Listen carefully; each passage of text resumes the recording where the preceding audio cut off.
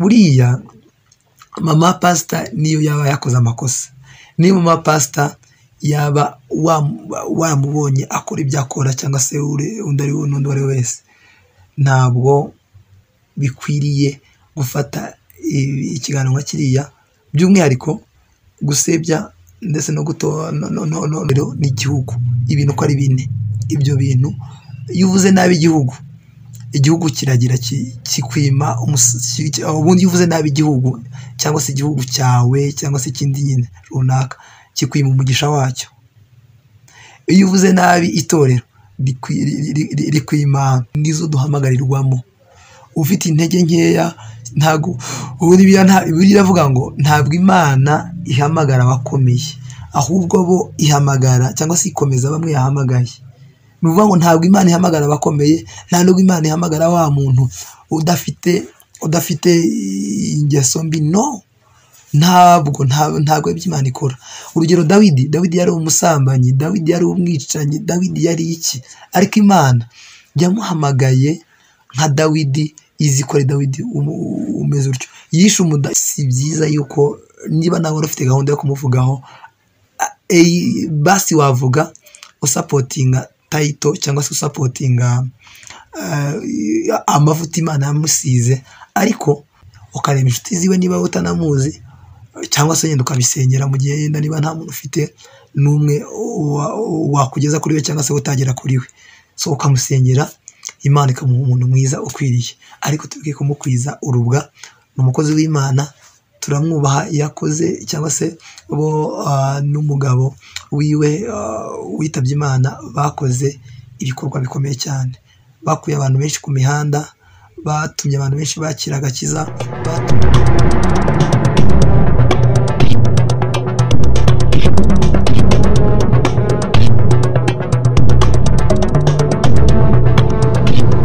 ndabaramukije cyane. Hanyuma Imana ikomeze kubagira neza. Iyi ni Gospel Talk, hanyuma karibu cyane. Hanyuma ni kuri channel yacu ya RMO, ni ikiganiro twita ngo Gospel Talk cyangwa se kuvuga ibintu bijyanye na gospel. Uyu munsi ntabwo turi buganire cyane ibyo tumaze iminsi tuvugaho, turabivuga mu kiganiro cyacu kindi gitaha.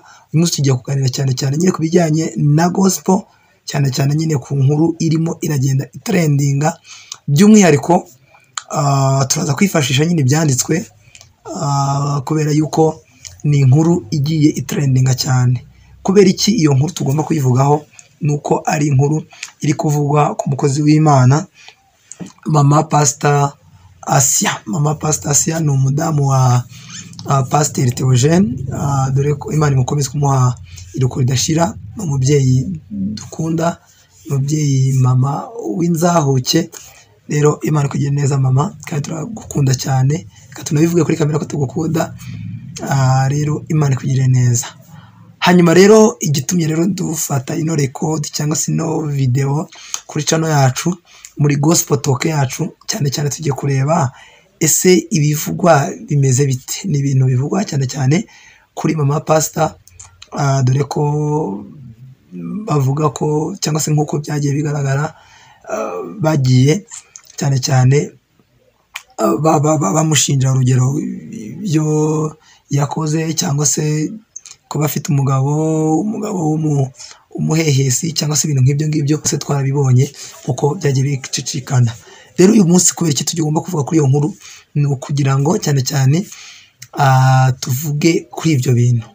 Ubundi ntabwo mama pastor cyangwa se umuntu w'umushumba abujijwe gushaka mu gihe yabuze cyangwa se mu gihe yatandukanye n'umugabo, nta nubwo bibiri bibuza ibyo. Rero abantu babijyaho bakavuga ngo mama pastor ari kutwereka iki. Ntabwo Bibiliya ibujijwe cyangwa se bibujije ko umudamu cyangwa se umugabo agomba kureka gushaka mu gihe yabuze umugore, yaba ari umupasiteri. Icyo kibanze kibe clear. Ubisomye muri Timoteyo no muri Tito haba ko pasiteri agomba kuba afite umugore umwe cyangwa se umushumba. Iyo rero umugore cyangwa se umugabo agiye cyangwa se yitabye Imana, umushumba yemerewe gushaka undi mugore. So ibyo rero abantu bifatiye guhakana mama pastor nta kosa yakoze.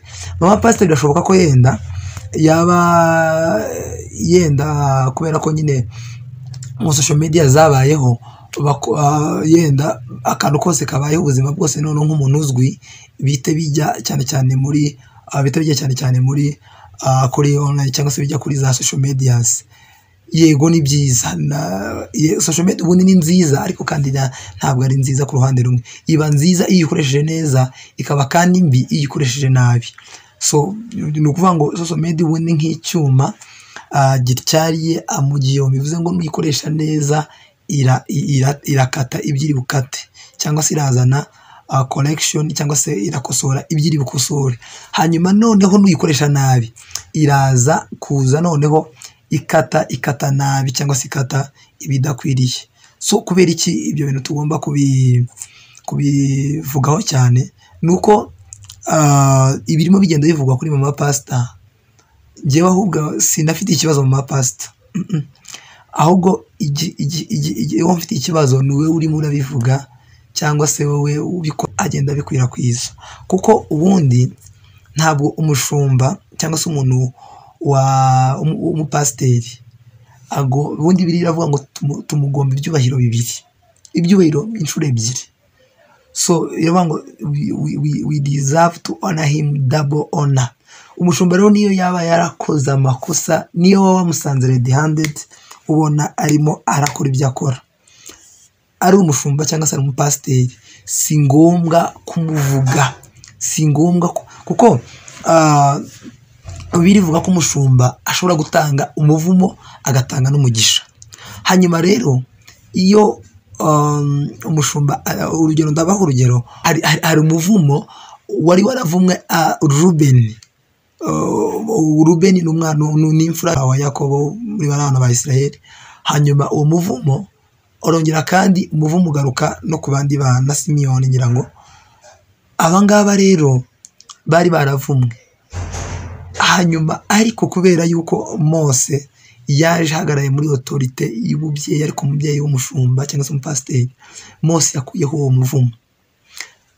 Muri make Yakobo ajya gutanga umugisha yaravuze ngo Rubeni nguri imfura yanjye, ni wewe imbaraga, uri mwana w'imbaraga z'ubusore bwanjye, ni wewe kubyara kwanjye kwatangiriyeho. Hanyuma aravuga ati ariko kubera yuko wakoze amanyanga cyangwa se wuri igitanda cya papa wawe, niko biri ubundi byita, aravuga ngo ntabwo ukwiye kugira gute, ntabwo ukwiriye guhabwa umugisha. Still bigera kuri Lewi na Simiyoni, avuga ngo Lewi na Simiyoni nawe umwe wa kabiri undi akaba gatatu, avuga ati uburakari bwanyu ngo buragatsindwa, havumwe uburakari bwanyu, kubera ko abo ngabo bakoze ikosa ryo kugira ngo bajye gutema intuza, babyita gutera, bajye gutema, babeshye bagabo b'Ishekemu, bajye kugira ngo bajye gukebwa kugira ngo babone ko batwara Dina mu gihe bari bamaze kumuviola cyangwa se bamufashe ku ngufu. Dina ari mushiki wabo. Rero Yakobo ajya gutanga umugisha, nabo ntiyabahaye umugisha nk'uko bikwiriye. Ubundi umugisha yawutanze uhereye kuri Yuda kuko niwe mwana we wa kane, nta makosa menshi yagaragaragaho. Hanyuma rero impamvu tuvuze ibyo bintu ni iki? Mose nuvuga ngo bari baravumwe na papa wabo cyangwa se na Yakobo, cyangwa se ntabwo bari babahawe umugisha, ariko Mose aje nk'umubyeyi akoraho umuvumo atanga umugisha. So kubera iki rero ibintu tugomba kubivuga nuko buriya Mama Pastor niyo yaba yakoze amakosa, niyo Mama Pastor yaba wamubonye akora ibyo akora cyangwa se undi ari n'undi wari wese, ntabwo bikwiriye gufata ikiganiro nka kiriya, by'umwihariko gusebya ndetse no kugenda akantu ku kandi unashyiraho n'amajwi ya Mama Pastor. Ntabwo ndi buyashyireho, nimugire ikibazo, nta ndi bishyireho, ariko by'umwihariko sindimo ndiyama, ndimo ndatanga correction ku Gospel Talk, dutanga corrections, tuvuga ibintu byinshi bitandukanye. Rero Mama Pastor si byiza yuko niba nawe ufite gahunda yo kumuvugaho, basi wavuga usapotinga title cyangwa se usapotinga amavuta Imana yamusize, ariko ntukore ikosa ryo kuvuga ngo ugiye gushyiraho amajwi, ugiye kuvuga ngo yakoze iki, yagize yego. Biragaragara nko muri showbiz nkaho cyane cyane abantu barimo bashaka ama views amaki, ariko buriya kuvuga mama pastor nabi cyangwa se umushumba nabi, buriya niwe uba wihemukiye. Kuko umushumba, iyo umushumba wabaye amajambo cyangwa se ibyo avuga cyangwa se umubabaje, niwe ugira ikibazo kuruta umushumba. Sinzi iki kintu niba mwari mukizi. So rero ntabwo ntibinakwiriye yuko umushumba cyangwa se mama pastor yagakwiye kujya mu binyamakuru cyane cyane bivugwa ngo yagize atya, ngo yakundanye n'uyu, bagize gute. Icyo ngenda namushimira, ni umubyeyi mwiza cyane, ntabwo yigeze aza kuri kamera aze kwiregura cyangwa se agira ati nibyo ntacyo bimurebaho, bavuga ibyo bavuga. Ariko ngiye kuvuga nuko ubundi ubaye uri umunyabwenge wakirinda kuvuga nabi pasiteri wawe. Afazara kugira ngo uvuge pasiteri nabi, cyangwa se kugira ngo umukosane n'umushumba kugeraho wamuvuga nabi cyangwa se wamubwira nabi. Afazari wakwiyanura ukigendera, kubera yuko mu kiganza cye, mu kanwa ke harimo icyo bita life and death. Bavuga ngo harimo amagambo yo gutanga umugisha, akaba n'amajambo yo gutanga umuvumo. Hanyuma rero gusa nyine kubera ko twamenyeranye, hanyuma ugasanga umushumba ni mukuru wawe, ni murumuna wawe, cyangwa se ugasanga ni inshuti yawe, ni mwene wanyu, niki nibyo. Ariko biriya ntabwo ari byiza, kuko umushumba agomba kubahwa kandi akubahirwa ibyo ngibyo. Uretse no kubahwa, kuko buriya ari amavuta bamusiga, reka nenda nabwira n'abantu batabizi, ari amavuta buriya ntabwo ari yamugira pasiteri. Ari amavuta nayo ni ikimenyetso gusa cyo kwemeza ko ari pasiteri, cyangwa se cyo guhita amukavaringa. Ariko ubundi umushumba ubwiwe ku giti cye aba ni umuntu ugomba gutinya. Ntuzavuge nabi umushumba, ntuzavuge nabi itorero, ntuzavuge nabi igihugu.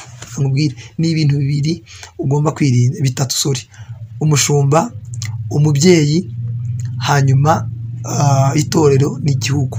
Ibintu uko ari bine, ibyo bintu iyo uvuze nabi igihugu kiragira kikwima ubundi. Iyo uvuze nabi igihugu cyangwa se igihugu cyawe cyangwa se ikindi nyine runaka, kikwima umugisha wacyo. Iyo uvuze nabi itorero, rikwima kunyurwa muri ryo, rikanakwima n'ibyo ushaka muri ryo.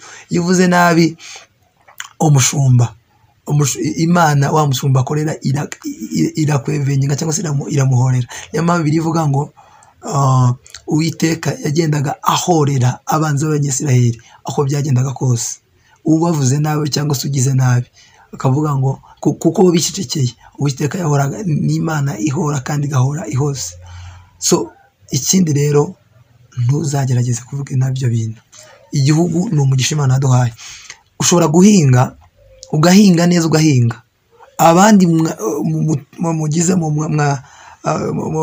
musangiye imirimo, musangiye urubibi aho uri guhinga, ntuhasarure. Kubera iki? Uhora utuka igihugu cyawe. Iyo uvuze nabi itorero, niyo pasiteri yagusengera akakurambikaho ibiganza n'ibirenge, nta mugisha wabona. Iyo uvuze nabi ndavugikira umushumba, niyo yaza bakakurambikayo cyangwa se ukagerageza gukora ibishoboka byose kugira ngo urya pasiteri ubone umugisha muri, ntibishoboka, ntibibaho. So kubera iki ndimo ndavuga ibi bintu?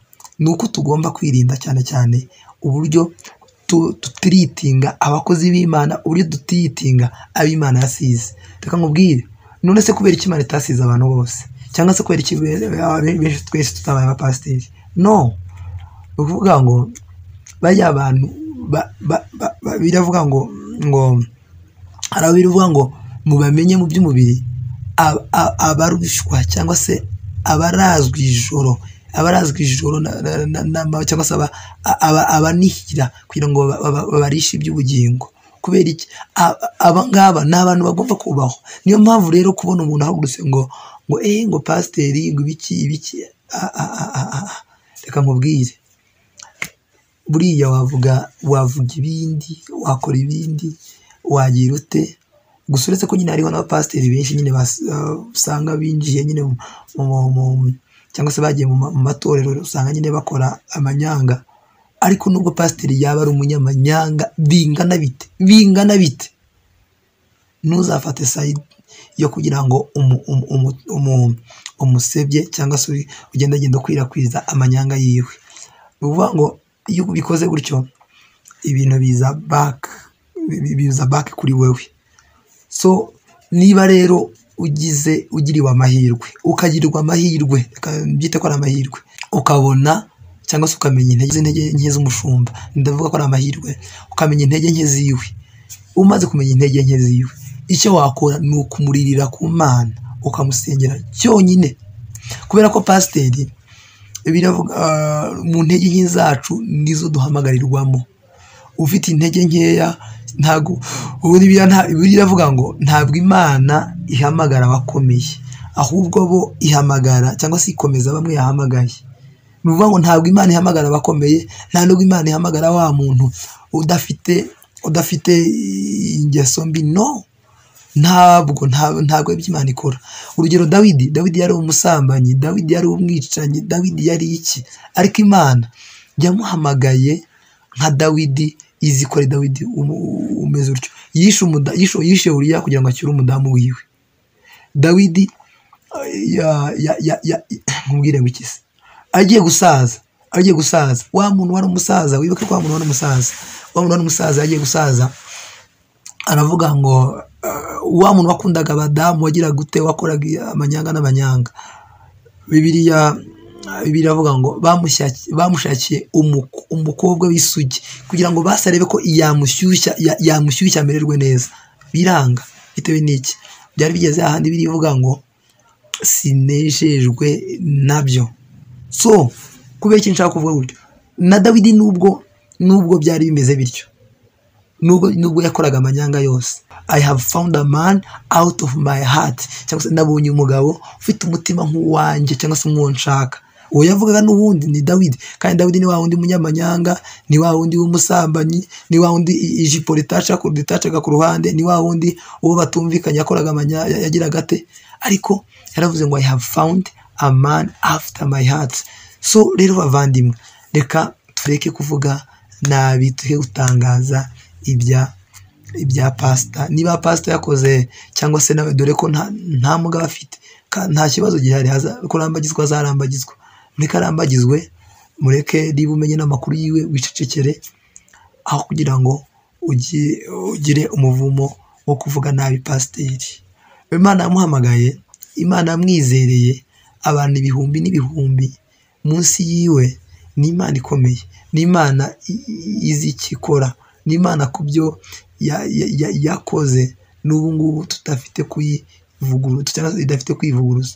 Kandi kuba yarasizwe n'umugabo akaba ashobora kuza kurambagizwa, nta kosa na rito rihari. Ahubwo ikibazo hari ikosa ni uko twebwe cyane cyane dushaka gukoresha uburyo bwacu kugira ngo tuvuge ibintu bidakwiriye. Pasiteri rero ntabwo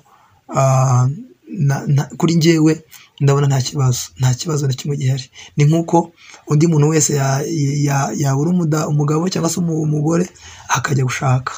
Gusa nyine ni uko cyane cyane bigaragara ko ibintu byiwe, nk'uko dukomeza kubikurikirana ku mbuga nkoranyambaga uko birimo bivugwa, ntabwo ibintu cyangwa se nuko bigaragara ko ati yenda harimo linye cyangwa se kope y'ibintu birebire cyane. Ariko gushakwa cyangwa se kuba yarongorwa ntacyo bitwaye habe na kamwe, habe na gito pe.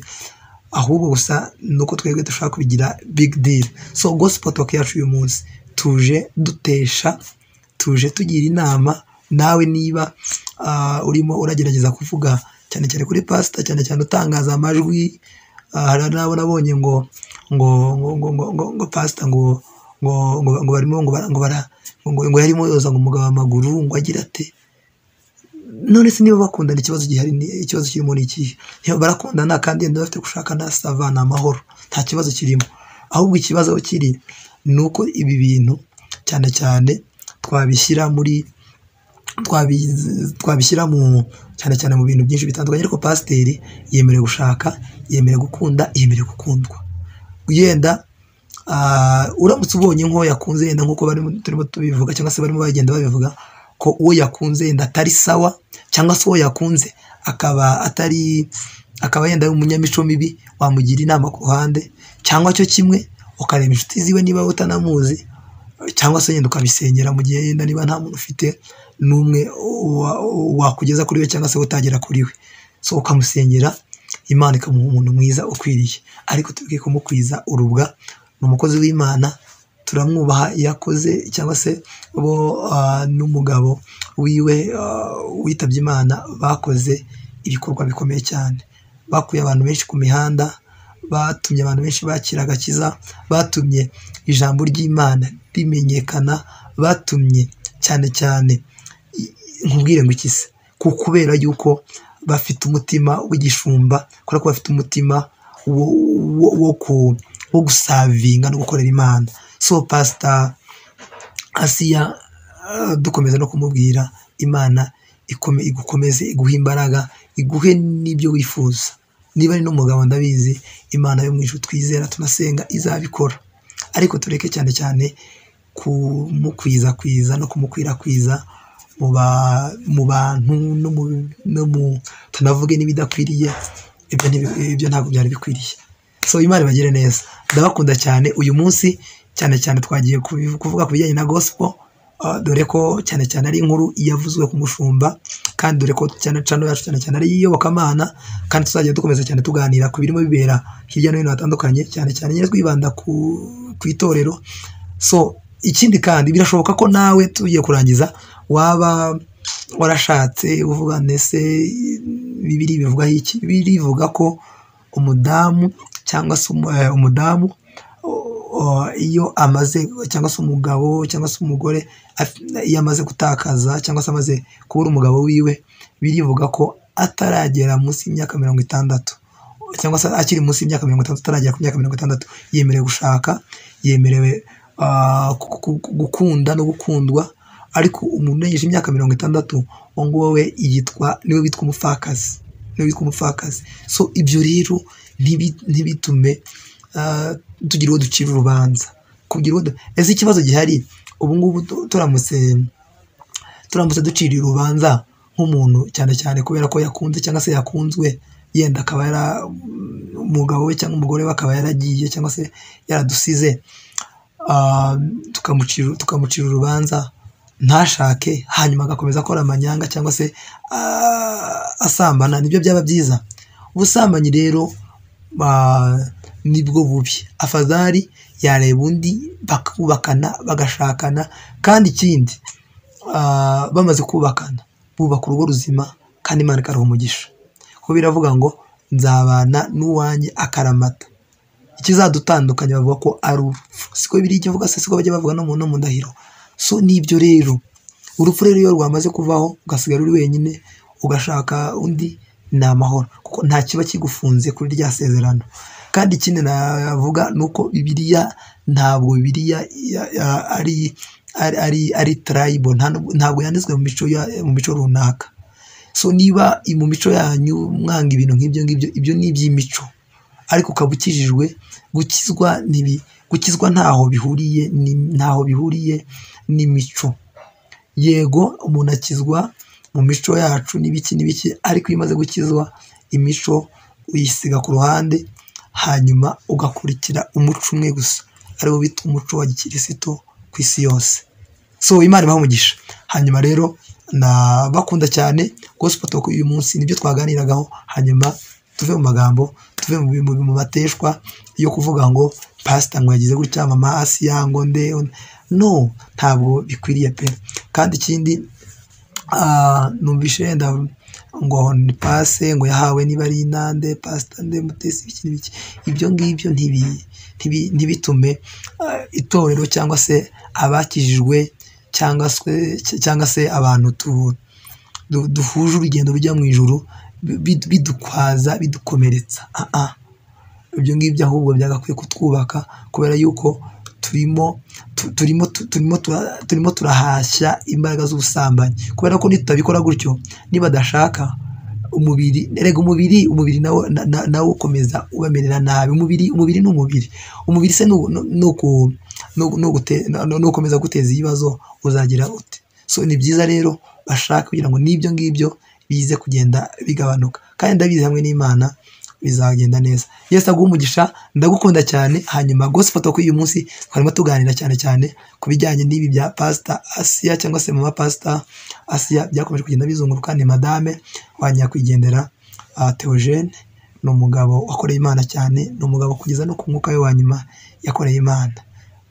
Rero Imana imuhe umugisha kandi Imana imuhe iruhuko ridashira. Ndabakunda cyane. Yesu abagire neza, Yesu afungure imiryango. Amen.